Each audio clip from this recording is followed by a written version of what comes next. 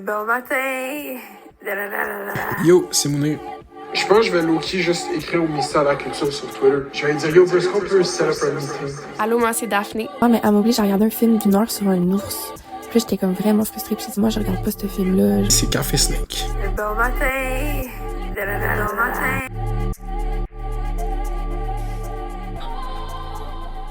Allô Mounir! Salut Daphné, bienvenue dans ce nouvel épisode de Café Snake. Un épisode qui est entièrement disponible sur notre Patreon. Donc, si vous l'écoutez sur Spotify, Apple ou une autre plateforme, ben vous allez juste avoir un preview. On vous rappelle que c'est votre dernier épisode avant les fêtes. Puis on revient avec un épisode le 31 décembre. Ça va être un épisode spécial. On va parler de nos in et nos out pour l'année 2025, nos prédictions dans le fond. On va spéculer. Merci à tout le monde qui s'est abonné au Patreon. Merci à tout le monde qui écoute Café Snake. Ceux qui partagent aussi Café Snake sur vos plateformes, c'est vraiment apprécié. Puis on a vraiment eu une belle surprise la semaine passée. On a été featured dans la baladose du devoir Café Snake. Je pense, pour citer exactement, un incontournable pour comprendre notre époque, c'est ça qu'elle a dit. Je sais plus. Elle a dit quelque chose de même, fait que mon père a dit c'est un très beau témoignage. Charlotte à mon père qui écoute. De quoi tu vas parler aujourd'hui, Daphné? Je vais rebondir sur un commentaire d'un de nos patrons qui voulait qu'on parle un peu... Patron. Ouais. Qui voulait qu'on parle un peu d'intelligence artificielle, de sa relation avec les arts visuels. Puis moi, aujourd'hui, pour faire un rappel à ce que j'ai fait au début de la session parlementaire, faire un résumé survol de la situation politique du Québec et du Canada à travers Malantier, Café Sneakers. Et sans plus tarder... Les DigiNews. I like my suitcase. I have to go to school now. Yeah, you will have lunch and then you go to school. Now I'm gonna go. Yeah, first you will have lunch and then you go to school. Now you can do reading, writing, and arithmetic. Toujours baigné dans ça. Et depuis qu'on est tout petit, le diable nous montre à danser. On vient du fucking west side. So I didn't know what any part of it meant. People are taking the lyrics of Defying Gravity and really holding space with that. I didn't understand the first sentence. And then I definitely didn't understand what was happening, how you responded. I just wanted to be there because I knew something big was happening. That's really powerful. I didn't know that was happening. She had said that she was seeing it because she was in queer media. You know, I am in queer media. And I was like, I honestly didn't know what that meant. And am I also in queer media? Yeah. I was surprised because I was like, I had no idea that that's this thing. Menendez brothers, move over! Luigi is about to take the girls by storm. With those eyebrows and that nose. He went to an Ivy League. Educated. Dave Franco is waking up on the West Coast right now with a call from a producer about a documentary about this guy. Everybody get their Spotify Wrapped. Tu voulais parler du Spotify Rap? Ben oui, je voulais parler du Spotify Rap. De un, nous, on a eu le Spotify Rap pour Café Snake. Content d'apprendre qu'on était dans le top 10 podcast de l'année pour plus de 1000 auditeurs, puis plus de des centaines qui avaient top 1. Pour les gens qui n'ont pas Spotify, mais toutes les autres plateformes de streaming le font, c'est une espèce de résumé statistique de ta consommation musicale de l'année, ton temps d'écoute, quelle musique t'as écouté, quelle chanson t'as le plus écouté. Et c'est devenu un phénomène la semaine de Spotify Rap. Les autres plateformes de streaming ont rattrapé le terrain parce que Spotify dominait vraiment le terrain des rétrospectives musicales depuis quelques années. Là, Apple Music fait Apple Replay. Puis cette année, il y a eu beaucoup de critiques sur Spotify Rap. Je pense que les gens n'étaient pas satisfaits de quoi ça avait de l'air. Beaucoup de discours sur l'implication de l'intelligence artificielle pour créer le Spotify Rap. On nous fournissait une podcast AI qui débriefait nos goûts musicaux cette année. Moi, ce que j'ai vu, c'est It Reeks of AI. Donc, ça pue l'intelligence artificielle. C'est comme si on avait un dégoût soudain pour cette de manufacture. Puis cette espèce de... synthétique. Moi, je trouve que, honnêtement, graphiquement, là, juste visuellement, c'était pas le plus beau Spotify Rap. Je pense que les gens sont fâchés contre Spotify Rap cette année parce que ça manquait de statistiques un peu. Puis ça revient un peu à ce qu'on parlait dans le dernier épisode. Cette ère de tout le monde veut des datas. Tout le monde veut des datas sur eux-mêmes. Puis je pense que Spotify Rap, c'est devenu, surtout dans Stan Culture, quand tu veux performer Spotify Rap. Tu veux montrer que je suis le plus grand... Tu sais, comme moi, j'ai Kanye, ça fait 5 ans. Je suis content d'avoir Kanye numéro 1. Que t'es le plus grand fan de Kanye au Québec. Ben, j'irais pas jusqu'à dire ça, mais moi, c'est pas dans l'optique de le partager aussi. Je partage pas mon Spotify Rap, mais il y a beaucoup de gens qui l'ont pour le partager. T'sais. Non, mais évidemment, comme à chaque année, il y a tout le temps des critiques aussi de Spotify en soi. Donc, le modèle d'affaires de Spotify qui appauvrit les artistes puis qui s'enrichit sur le dos de ça. Donc, encore une fois, cette année, je pense que le CEO a empoché des profits records, mais en coupant justement dans son staff. Puis c'est parce que Spotify, qu'est-ce qui arrive, c'est que ça récompense vraiment plus les gros artistes. Parce qu'en fait, comment c'est calculé les redevances sur Spotify, c'est que t'as tout l'argent des abonnements que les gens payent, puis ça, les redevances aux artistes, c'est divisé en pourcentage que tu représentes de l'écoute sur Spotify. Fait que par exemple, des gros artistes comme Taylor Swift ou comme Drake, eux sont quand même bien payés par Spotify parce qu'ils représentent un gros pourcentage du temps d'écoute sur l'application. Mais c'est pour les petits artistes en tant que tel que là, ça devient dérisoire l'argent qu'ils reçoivent par écoute sur Spotify. Moi, j'ai vu des critiques aussi comme quoi on était rendu à une espèce de surenchère overdose de Wrapped concept. Hein? C'est comme si, comme tu dis, ça a parti le bal Spotify, mais là, c'est rendu qu'il y a beaucoup d'applications qui vont te faire une rétrospective statistique de ton année. Je trouve ça intéressant. Là. Moi, j'ai... Des statistiques qui vont concerner finalement toutes sortes d'actions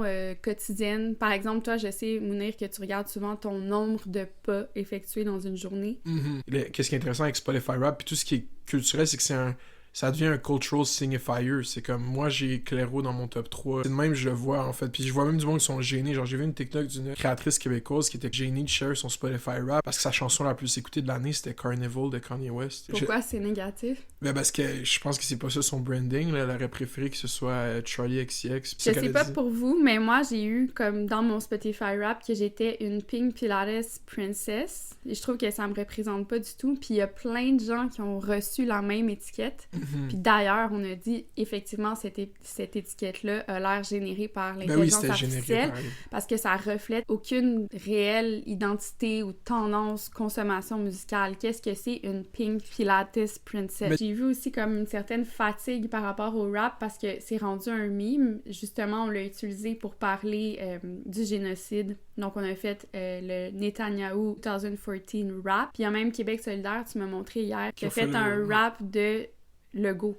Ouais, pis c'est un de leurs TikTok qui a le plus de succès, là. C'est un bon TikTok de Québec solidaire. Dans le monde des YouTubers ou des créateurs de contenu, t'es tellement tout le temps confronté aux statistiques. Ce genre d'exercice-là de wrap-up de statistiques de l'année, c'est vraiment important. Puis aussi, avec la musique, qu'est-ce qui arrive, c'est qu'il y a le Spotify Rap pour les utilisateurs, mais aussi le rap pour les artistes. Dans le rap, en tout cas, je peux juste parler pour ça, c'est rendu vraiment comme un moment de l'année où est-ce qu'on compare quel rapper a eu la plus grosse année, ce moment-là. Fait que ça devient un outil de calcul de performance, en fait. Un outil de promotion, même. Ouais, ben oui, mais même moi, c'est ça que je te disais, pour Café Snake, je sais comme, c'est du monde qui nous share dans leur rap, ben on le share comme ça fait de la propagande. Là. Plein de gens écoutent Café Snake. Ouais. Prochain sujet, le CEO de United Healthcare, Brian Thompson, a été tué à bout portant en se rendant à un meeting d'investisseurs à Manhattan, New York, par un tueur masqué inconnu qui a laissé sur les balles un message. Donc, c'était écrit sur les balles « Deny, Defend and Depose », qui pourrait être en référence à un livre sur les compagnies d'assurance, donc qui s'appelle « Delay, Deny and Defend, Why Insurance Companies Don't Pay Claims and What You Can Do About It », qu'on pourrait traduire par « Retarder, refuser, défendre ». Pourquoi les compagnies d'assurance ne paient pas les sinistres et que pouvez-vous faire pour y remédier? Donc, un essai écrit par Jay Feynman, un juriste américain. Et évidemment, c'est un livre qui fait la critique des compagnies d'assurance spécialisées dans la santé aux États-Unis. En plus d'écrire des messages sur ses munitions ou les cartouches qu'il a tirées, il paraît que dans son sac à dos qui aurait été retrouvé, c'était plein d'argent Monopoly. Donc, il y a plein d'espèces de mots, de messages codés. Ben, qui valident le fait que... Parce que, tu sais, la vidéo paraît sur Internet, les gens publient la vidéo, on voit l'assassinat direct sur Internet, ça, je trouvais quand même ça fou. Puis après, on veut connaître la cause, en fait, puis c'est comme tous les indices laissent à démontrer que c'est de move activiste, en fait. Il y a un message qui est délivré, puis qu'est-ce que moi, j'ai trouvé intéressant dans comment le message est déployé, hein? C'est comme une chasse au trésor, presque, puis à chaque fois qu'on tombe sur quelque chose, c'est comme si on tombait sur un indice. Puis ça, pour moi, ça fait écho un peu à notre consommation médiatique qui est très participative de nos jours. Fait que ça encourage la participation des gens sur les réseaux sociaux. Ils se sentent investis dans cette espèce de quête-là, mais il y a un phénomène quand même assez important qui se passe. C'est l'idée que derrière ce tueur masqué naît un fandom. Littéralement. Parce que dès qu'après on voit la vidéo, il est de dos, on le voit pas bien. Le service de police de New York sort des nouvelles photos où est-ce on aperçoit son visage dans un Starbucks, en fait, je pense. On voit un peu les caméras de surveillance, on le voit sans sa cagoule. Puis directement, moi, je le vois sur Twitter. les gens sont comme « Hey, c'est-tu moi? Il est vraiment beau. » Puis ensuite, directement sur TikTok, je commence à voir des edits de lui avec le peu de footage qu'on a de lui, les gens commencent à produire du content. Puis je pense aussi c'est très en relation avec le true crime. Ouais. En direct, on essaye de le solve, on essaye de voir si on le supporte ou si on le supporte pas, parce que plus gros que le spectre gauche-droite, parce que je pense que l'industrie de l'assurance médicale aux États-Unis, il y a beaucoup de gens, même à gauche et à droite, qui ont des expériences terribles avec ça, puis que ça les radicalise dans le sens que moi, je déteste les compagnies d'assurance, même si j'ai voté pour Trump, là. Mais c'est ça, il y a comme un mouvement populiste qui est bipartisan, puis c'est quelque chose qui unit deux factions de l'Amérique qui finalement, on ne cesse de répéter qu'il y a un clivage, qu'il y a un clivage, qu'il y a un clivage qui s'accentue. Puis là, à travers cet assassinat-là, ce meurtre-là, c'est comme si, de part et d'autre, il y avait un consensus et les gens se réjouissaient du meurtre. Juste pour ajouter à cette idée de fandom, il y a même eu un look-alike contest. Donc ça, on n'en a pas parlé dans Café Snake, mais ça semble être en vogue depuis les derniers mois, où il y a souvent des concours de ressemblance ou de sosie qui sont organisés aux États-Unis. Et là, il y a eu un look-alike contest du tueur à New York. Ouais, à Washington Square Park, à New York. C'est là où il y avait eu le premier lookalike contest viral de Timothée Chalamet. Puis là, ils en ont refait un nouveau. Tu peux voir la photo sur Twitter. Ils ressemblent au tueur. Moi, si je disais hier à Daphné, j'étais comme, imagine le gars, il show up, il va à son lookalike contest. Tu sais, c'est très sensationnaliste, en fait. C'est comme un tueur en liberté dans New York. Mais, tu sais, c'est intéressant aussi de voir, là, il y a beaucoup de journalistes qui ont analysé la réponse des médias d'héritage face à ça, qui continuent de parler de, la loi, de comment on ne devrait jamais se réjouir d'un meurtre. Mais parallèlement à ça, l'establishment politique aux États-Unis qui a tout fait, on dirait, pour délégitimer le pouvoir de la loi. Il pourrait avoir un genre de justicier masqué, un Robin des Bois moderne qui arrive, qui tue la représentation de beaucoup de violences aux États-Unis, de violences invisibles, de violences qui n'est pas nécessairement faite justement en tuant quelqu'un à bout portant. Max Bernstein, que je suis à travers sa podcast A Bit Fruity, qui a dit, par exemple, aux États-Unis ou en tout cas en Amérique ou en Occident, on semblait comprendre la violence seulement quand elle arrivait sous la forme d'une balle, alors que les compagnies d'assurance en santé aux États-Unis, ce sont des grands actants de violence. Fait que là, finalement, il arrive cette figure de justicier masqué qui tue quelqu'un, qui assassine quelqu'un en pleine... in broad daylight, comme ils disent. Et c'est comme si, finalement, dans le paradigme dans lequel on est, ça devient acceptable, ça devient même une figure qu'on a le goût d'aimer, de soutenir, de supporter. Puis c'est ça, puis quand ce discours-là est tenu dans les médias d'héritage, c'est juste... il est démonisé, en fait, c'est comme... Il n'y a pas de...